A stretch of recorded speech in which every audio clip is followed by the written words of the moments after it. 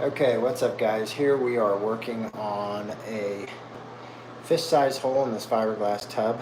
I don't know if you can see it from here. It's there on the left side of your screen. I'm kidding, obviously. So, we're going to start working on this. I'm going to set up the camera and then we'll chat.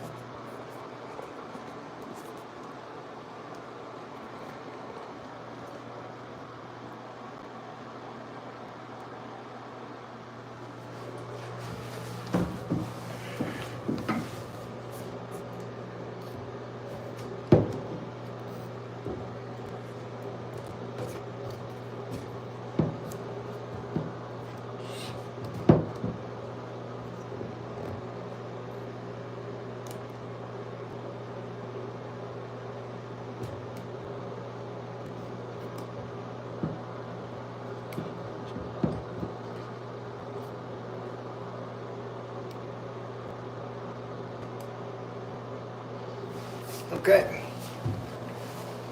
there's that, and luckily we are in a vacant house today. I'm gonna go ahead. So actually this is a pretty good tape actually if you're gonna seal this up. In the meantime, you know, while you don't have it fixed yet. This is a decent tape. You want to just make sure it is a waterproof tape, so that's a plastic film there.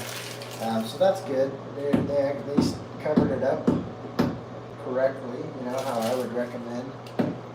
Obviously, if it was on the floor, I wouldn't use that tape. I would use probably more like a Flex Seal tape, but I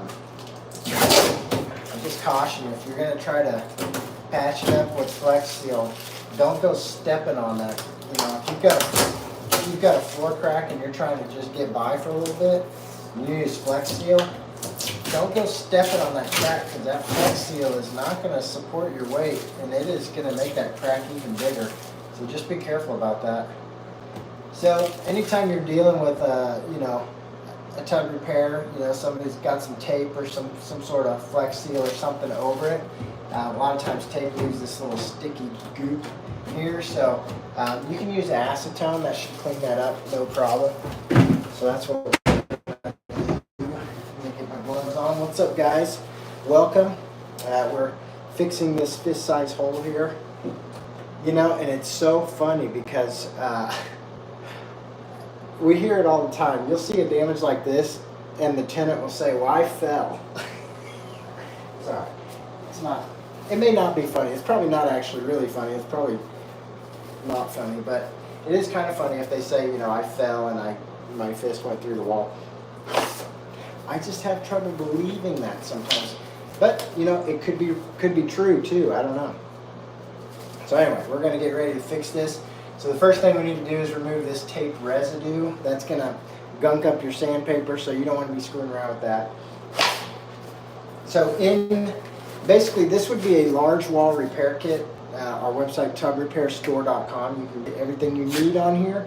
The only things you would need would be a 5-inch orbital sander, a blow dryer, a vacuum, an extension cord, and a 3-prong splitter.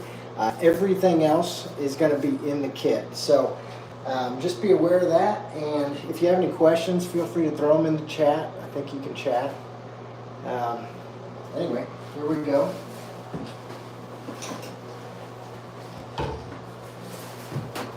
So you always want to prep the surface first. Getting this residue off of here, this is, you know, you would your sandpaper and basically waste your sandpaper. Acetone is going to remove this, no problem. We just got to wipe it a little bit. And this is a fiberglass tub, standard fiberglass tub. And so the gel coat on these tubs handles the acetone with no problem. So just take your time, really get that tape residue off of there. You don't want to be trying to sand through that. It's just going to gunk up your stuff. You know, and sometimes you can use Goof Off. It's kind of an orange stuff, and that can be really good for getting through tape residue, or we found it really handy for like Flex Seal or Flex Tape. You've got some Flex Tape on there, and then you try to pull that off. that flex tape is going to leave a pretty nasty residue that can be really hard to get off. So we recommend get some goof off. And that's pretty good about removing that adhesive. And that's pretty much just dead anyway. So you can pop that out or you can leave it in there. Probably, yeah, there it goes. So, go ahead and get rid of that. It wasn't adding any durability. So if it was in there and it was a little stiff, I'd probably keep it in there. But since it was just flopping around, it was not adding any durability whatsoever. I'd go ahead and get rid of that. So in your kits, you're going to have acetone. Your acetone bottle in your kit is also going to have a trigger sprayer like this. So when you see that in your kit, it comes separate. You do want to put that together. A lot of people we found don't kind of realize that that trigger sprayer is for the acetone. That's going to make your life a lot easier using that acetone and getting through the whole project with the acetone.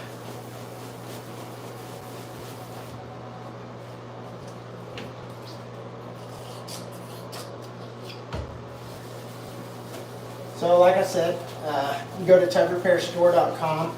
You can find the large wall repair kit. It's designed for large damage like this.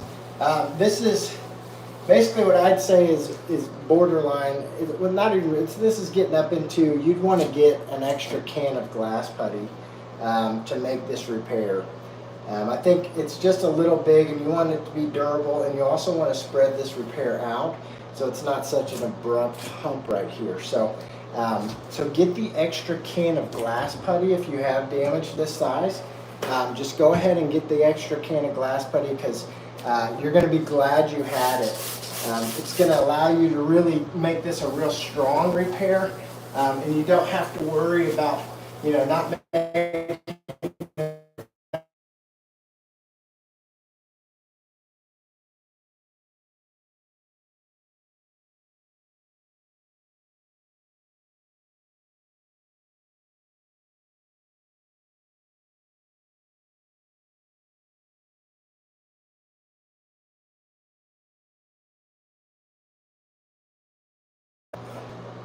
8 viewers, in fact. So we'll just let that one go, I guess, for now. I'm just getting a little extra tip that's still on here, kind of just getting that off. It is nice to have a little putty knife or a kind of a stiff putty knife. That is handy. Not necessary, but it's a good tool to have. Or just like a little scraper or something might be a handy tool. But you don't have to have it. We include all the stuff you really need. Really what we use this for is scraping a little bit if you ever have to. But then we also scoop the putty out of the jar with this, and you'll have a paint stick in your kit that you can scoop the putty out with. So anyway, just keep cleaning her up until you get it. Oh, we just talked to a guy out of Dallas, Texas, super excited. He was excited about coming to one of our classes. So if you ever wanted to, maybe you're a maintenance guy or a remodeling person or something, you want to add tub repair to what you do and you want to buy products in bulk. What's up, guys? Welcome, and thanks for the comments. But if you ever wanted to add tub repair to maybe something you're already doing, this would be a good add-on service for handymen. It'd be a good add-on service for plumbers. It'd be a good add-on service for remodelers, or it's a good standalone business too. We run it as a standalone business, and we have for years. And we've just developed a good reputation in our area for doing good work at a fair price, and that's what we teach you how to do. That's what we're going to be doing in our courses coming up, and then we are going to offer products in bulk to people that want to do tub repair. If you come through our course, we're going to offer products in bulk, so you don't have to buy a kit every time you want to fix a customer's hole. You can actually you know, your cost of goods will go way down if you don't buy the entire kit and you just buy the products from us. You'll be able to run a really profitable tub repair company. So anyway, we're pretty well there. I've got most of that residue off. I'm going to go ahead, set up my sander, get my respirator ready, and we're going to go ahead and scuff a good amount of this area around here, because we're going to be making the repair, obviously, strong over that hole, but we're going to be kind of feathering that out and trying to make it nice and gradual here. So that's what we're going to do. I do have a respirator. I do wear a respirator when I'm working on these projects. This is a P95 respirator. Highly recommend having one of those. We do sell disposable ones on our website if you're doing just a DIY project, kind of a one-off. Just pick one up. You definitely want to have one. There's some odors with all these putties and then the paint, so just be aware of that.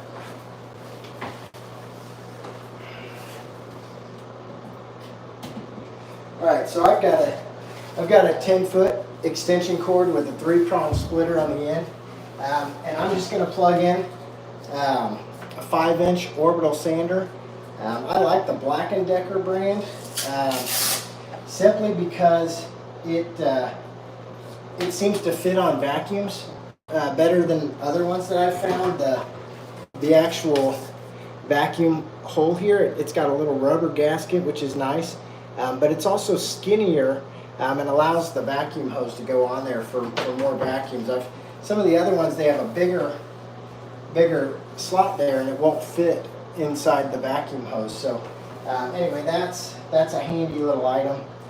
And then I have a little shop vac here we're going to be using. This is a handy one, and it just makes just keeps my project area so much cleaner whenever you plug in a vacuum and run this sander. So highly recommend just have a vacuum, even a house vac. If you're just doing a little DIY project, hooking your sander to a house vac would probably, it would work just fine, and it's going to save you a lot of dust and cleanup. So just be aware of that. Now, I always wear my respirator whenever I'm sanding, because I don't like, that you don't want to be breathing that sanding debris. So I'm going to go ahead and put that on. We're going to sand this area. I'm going to go out pretty wide. You'll see what I do here. So here we go. Oh, I am using 80 grit sandpaper, and you'll have 80 grit and 120 in your kit, so you can use either one. Generally, we'll use 80 grit to sand the glass putty, and then 120 grit to sand the finish putty. And you'll have the sandpaper in your kit.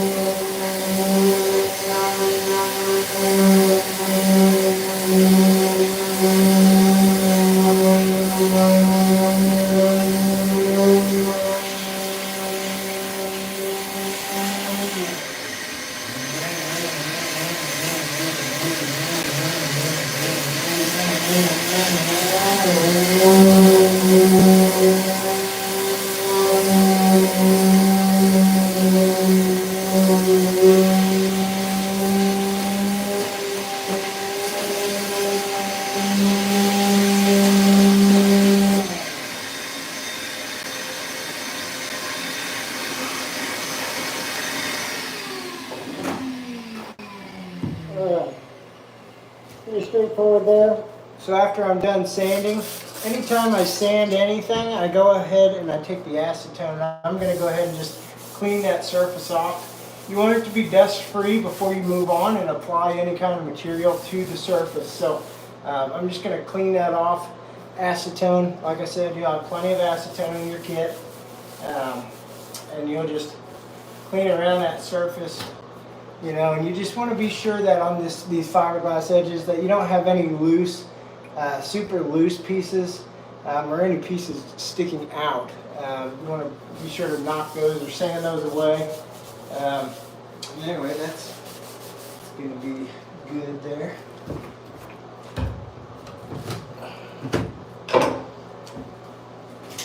Okay, the next thing you're going to have in your kit is you're going to have mesh tape. And so you'll want to find that mesh tape. You'll have more than enough to do what we're going to do here. And on a hole like this, we go both ways. So we're going to go first, we're going to go vertical over the hole. And like I said, you're going to have a good 3 to 4 feet of mesh tape. Should be enough to get you to cover, you know, a hole this size.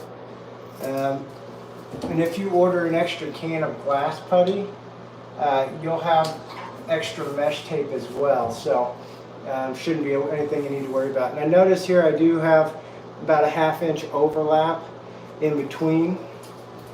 And I'll grab the camera here when I'm done, and I'll just show you kind of the finished product. But you know, basically I'm going to go across it vertically first, and then I'm going to come back across horizontally, and that's going to just give it a good foundation. You know, I want that center to be nice and steady, nice and stable whenever I put the glass putty on there, and it will be.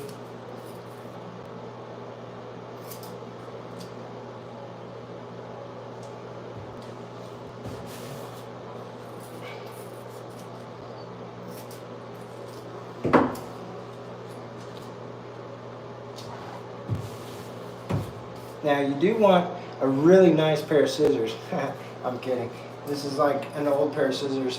It's probably one of the longest lasting tools I've had in my bag, aside from the scraper. I don't know. The scraper and the scissors have been going neck and neck. They're probably a good 5 or 6 years old at this point. You know, and after you use something that long, you kind of get attached to it. Kind of like my little spray bottle here. It's like super nasty, but you know, I just can't bring myself to using a new one. So anyway, that's what we do. I'll go ahead and pop this out of here and show you guys a little close-up. So you see how I've got the overlap there. I went vertically and then I come back across horizontally. That's what you're really going for. Now you've got a kind of a steady base to go ahead and add the glass putty to, and then we're going to build it up and make it nice and firm. So there's that. Go ahead and try to zoom that in a little bit. Maybe that helps.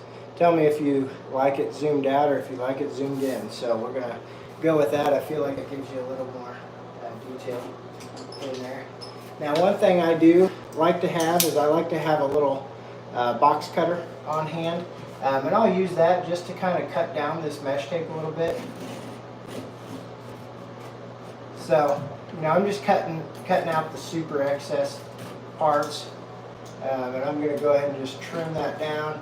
You know, you want at least, you know, a good 1/2 inch overlap there, but you don't need a whole lot. So I'm going to go ahead and just remove that.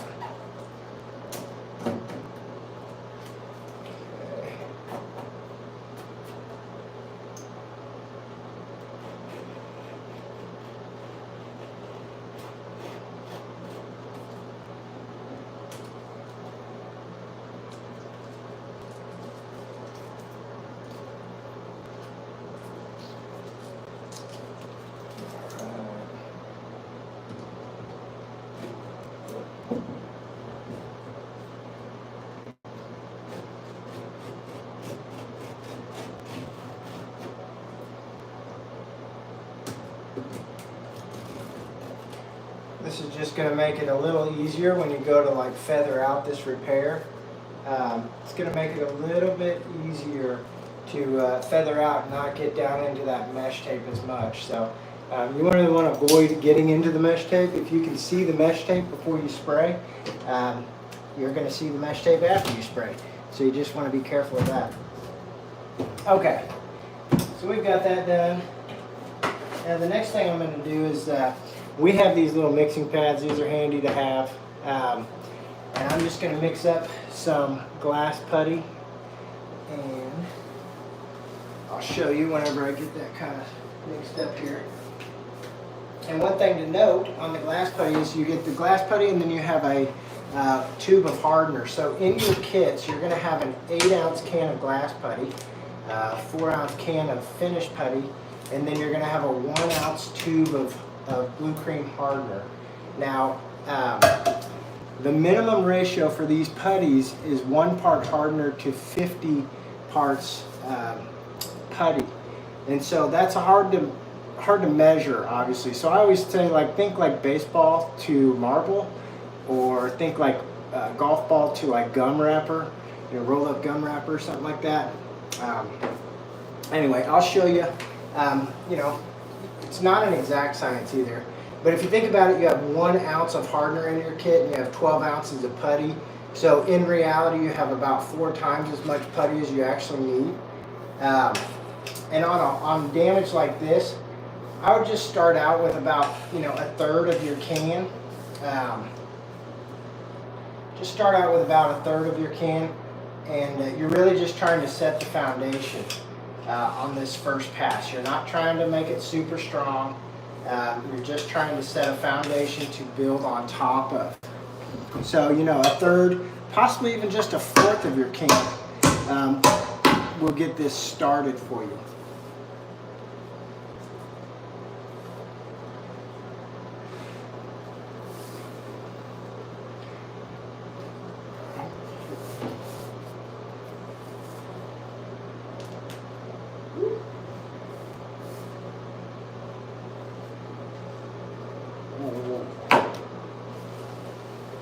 Okay, so this is probably roughly about a 1/4 of the can here. You'll be surprised at how much 8 ounces actually is. So I'm going to go ahead and I'm just going to stir this in here. You can look at that hardener in the middle and the putty. It's going to be plenty. So just go ahead and stir this up.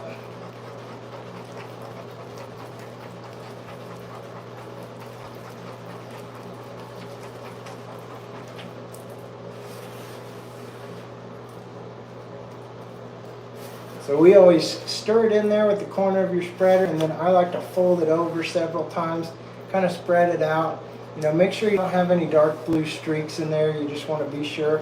It does mix up pretty good, so just stir it over, spread it out, kind of, you know, flatten it out here several times, and then you're going to be ready to go. So don't put too much on it at the first. When you got a hole like this, you don't want to put too much product right in the center. I'm just going to try to do a light coat right over the top, just like that, and really just trying to seal that up and set the foundation. So you see here, I could have used even less glass putty on my first coat, and so don't use too much. You don't need too much on this first pass. You're not going to be able to get a whole lot on there to stick. You're really just going to try to seal it up and kind of set that foundation. So I've still got some. I'm going to see how much I can get on there. But one thing you want to be careful of is don't get too much in the center here. It'll start to sag and it can get too heavy for that mesh tape. So it's better just to do, you know, just a little bit, get that foundation set, and then move forward. I still have a little bit here, so I'm just going to go ahead and get that, especially on the edges. See how I'm kind of really focused on the edges here and not really pushing in the center as much. I'm lightly going over the center there, but you just want to be sure you don't put too much on that mesh tape and pull it off of there. That could be really annoying. So anyway, there we go. And then, you know, it'll kind of sag a little bit, And if you keep playing with it, you've got about 3 minutes to really play with this stuff before it really starts to set up. And if you keep on playing with it, you'll notice it'll start to firm up. Don't let it get too firm on you, it'll start to clump up, and that'll get annoying. But you know, if you kind of go to where it starts to firm up a little bit, sometimes that can help spread it out a little better. But I'm going to leave it like that. That's plenty for now. So I'm going to go ahead and let that set up for, you know, about 5 or 10 minutes. Really, I just want it to harden up a little bit. It will. It won't be fully cured, but I've only got to let it harden up a little bit, you know, basically to where it's not transferring anything onto my glove when I touch it. Once it gets to that point, I'll do another coat. So I don't have to sand this in between the first and second coat or even the third coat. Now, you might get to a point where you want to actually sand it, test how strong it is, and then you might even do another coat after that. So we'll take our time on this. We'll show you how we're going to do it. But I am going to go ahead and clean up the edges with the acetone. And I'm going to clean up all my tools.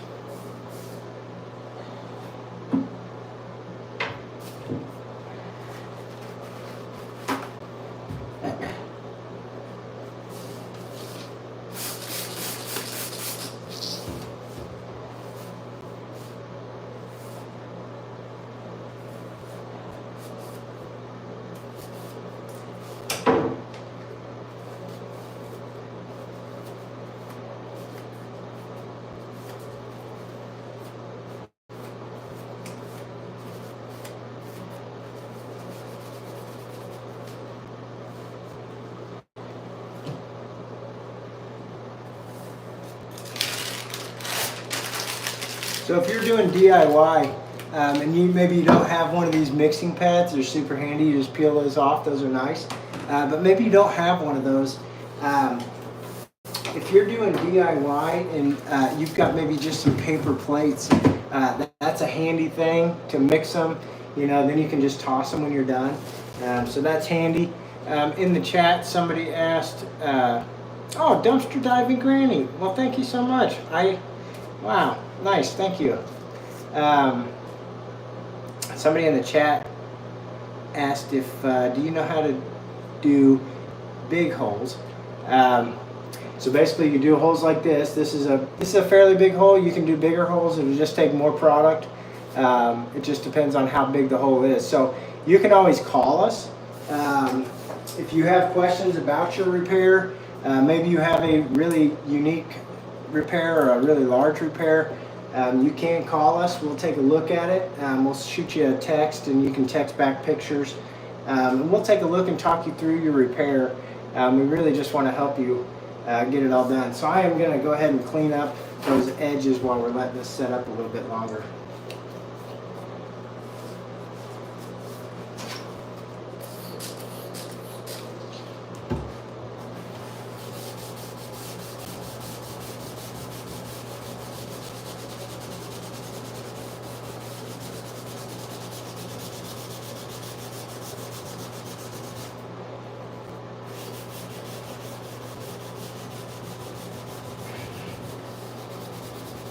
Dumpster diving granny, how's your son doing out in Maine? If you're still here, I don't know if you're still on here or not. I'd actually personally know that lady a little bit, and she's got a son that played baseball in Maine. Jalen, I believe, and he's, yeah, pretty cool kid. So.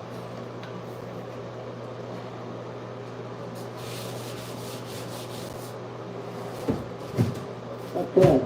All right, so you'll kind of be able to tell as it's setting up, it'll start to lose a little bit of shine once it kind of transitions to ready for the next coat. Now, it's not too hard. I do feel it's starting to warm up here, but it's also not really transferring onto my glove. So, you know, I can kind of touch it. It's firming up. So I'm going to go ahead and do the next coat.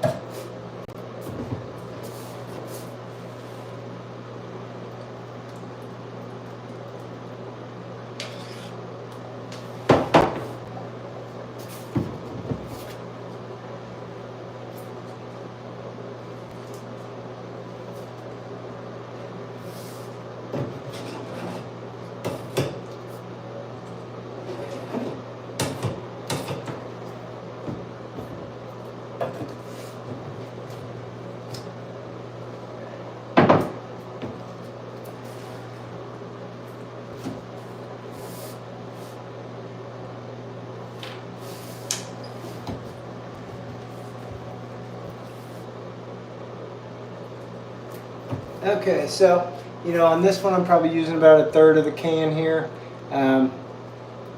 This, basically, like I said, this might be a little closer to half a can. Like I said, on a hole this size, you're going to want to get the extra can of glass putty. So this would be a large wall repair kit that we're working with here. On a hole this size, this is probably every bit the size of my fist. It will fit through that hole nicely. You want to get the extra can of glass putty. I think that's going to be the safest route to make this a nice, strong, and attractive repair. So here we go. I've got the hardener. It's in there. We'll go ahead and just stir it around.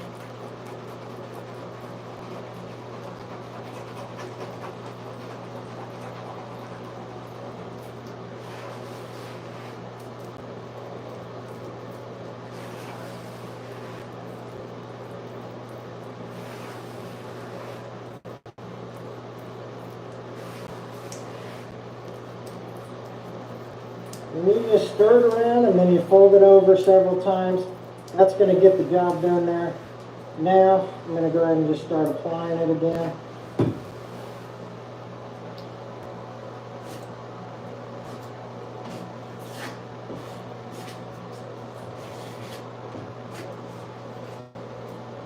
Now this one, this coat, I'm really just trying to thicken it up. Okay, I want to thicken it up. I'm going to spread it out a little bit. But really I want to start really firming up that center. And I'll clean those little drops up there here in just a second. But I really want to get that center nice and firmed up. Now it'll handle, now that you've got the foundation set, it'll handle more product at once. So you can really, really get that much better. Oof.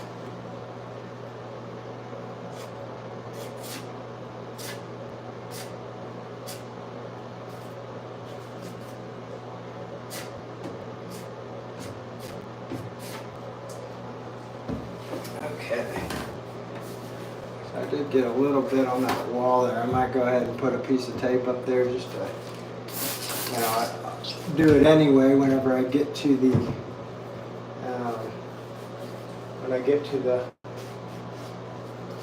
painting part, but I guess I can go ahead and do it now. Might save me a little bit of headache. And now, one thing as you build this up and you get more layers on there, you will notice that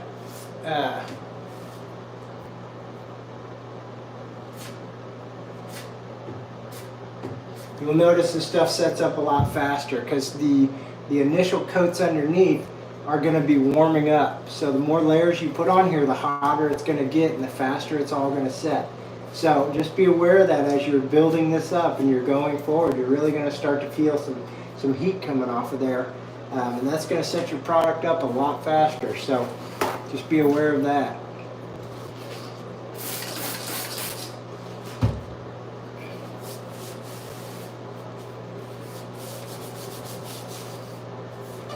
Okay, so at this point I'm probably approaching the end of my first can of glass putty. And I'm going to be, probably at this point getting into my second can of glass putty. Now, you don't have to use all of the second can. In fact, you could probably get away with using, half the second can on a repair like this, and that's probably going to be just fine. So, the main thing on this next one, what I'm going to try to do is I'm really going to try to give this good shape. I think we're going to be pretty firm in the center. I'll get some over the center still, a little bit more over the center, but I'm going to really be trying to make this get this shaped up nicely. So we kind of feather out these edges, really make that thickness there in the middle. You want to take that down, kind of feather that down nicely so it's not very noticeable. That's going to be kind of the trick to really making this good. And these are, you know, these can be a little difficult repairs when they're kind of on a perfectly flat surface like this. These repairs can be a little difficult because, you know, you're trying to repair a hole that was, you know, about that big and not make it noticeable. So you got to have girth here. You got to make sure it's strong, but then you also got to feather it down. So that's why we're so wide at this point. You know, that hole was about right here, about the size of my fist, a little bigger. And so, you know, as I feel that, I can feel that getting pretty warm. We're going to go ahead and do one more coat of the glass putty, and I think we're probably going to be good on that. We'll move to the next step and we'll check it once it's fully cured, but I think that's going to be it. Also in your kit, you're going to have 4 gloves, so 2 pairs of gloves. So you'll notice sometimes you get little holes in them. You know, I say go ahead and change it. You might not throw it away if it's not terrible, but I'd say go ahead and change it. Really, this is probably the messiest step of the whole repair. This is probably the messiest step. The glass putty, especially if you're working with large batches, you're liable to get that on your gloves. So, you know, just keep your gloves fresh. It's everybody likes a good fresh glove. Once your glove gets some holes in it or something, that's not very fun. But just remember, you can check out tubrepairstore.com, get a large wall repair kit, get the extra can of glass putty, and you'll definitely have enough product to finish this repair. On a repair like this, where you're working near the wall, you've got some stuff down here below it, some of the shower fixtures.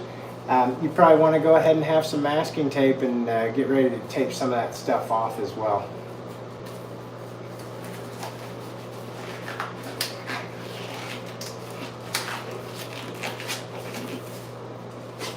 Okay, so we've got one fresh glove and one used glove right now, so let's see how long this used glove lasts me.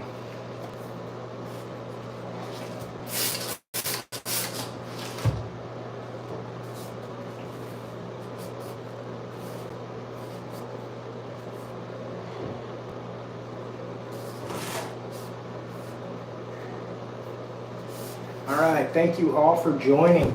So we're getting pretty firm. It's definitely not fully hardened yet, but I do think we're getting pretty solid. You really want to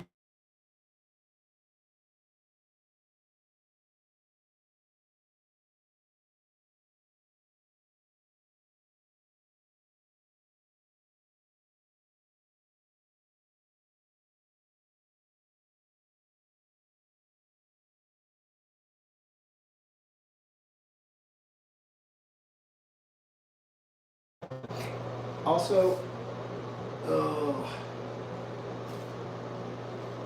the battery on my phone is going dead. So hopefully, dang it. Well, if it goes dead, I might try to pick it up on my other phone. I'll see if I can get my other phone to go live.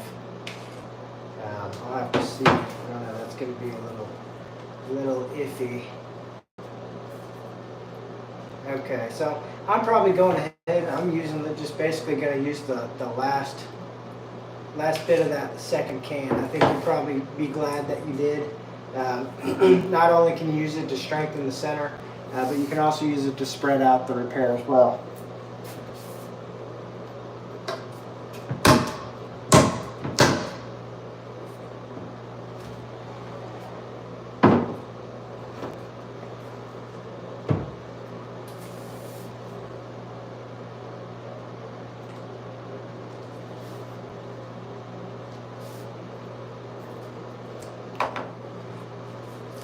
Alright, so there it is, glass putty and hardener.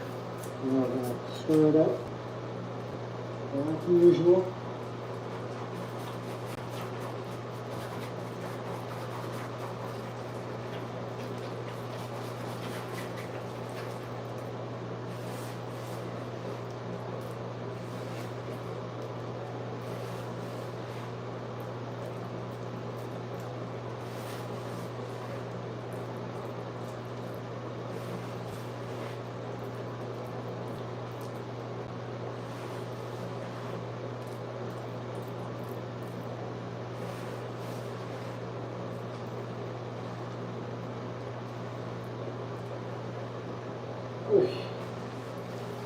Okay.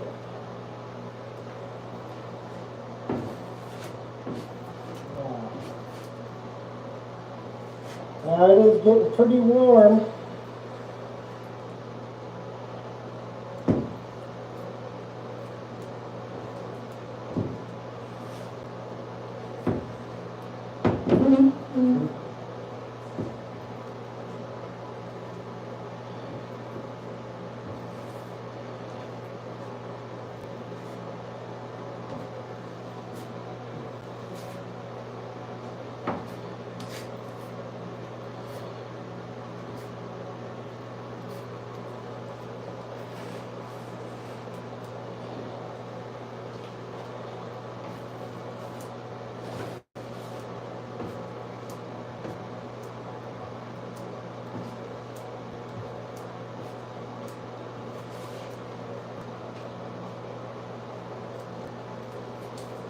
Okay, if we lose you, if our phone dies and we lose you, we are going to go try to get back on here on a different cell phone and try to go live again. So if we lose you, just look for us to be back on in about 5 or 10 minutes. But I think my phone's going to die here anytime now.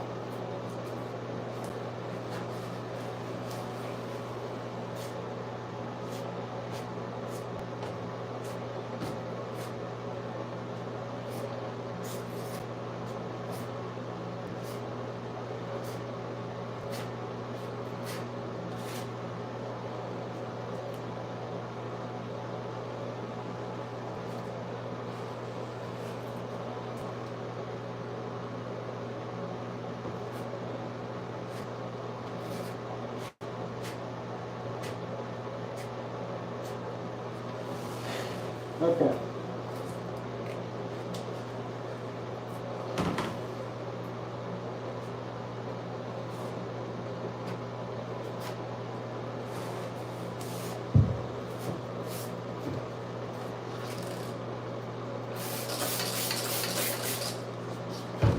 Alright, so you see why I would say get the extra can of glass putty. You know, to do this right and to make it look as good as you can, you're going to want to spread that repair out and really give that, you know, some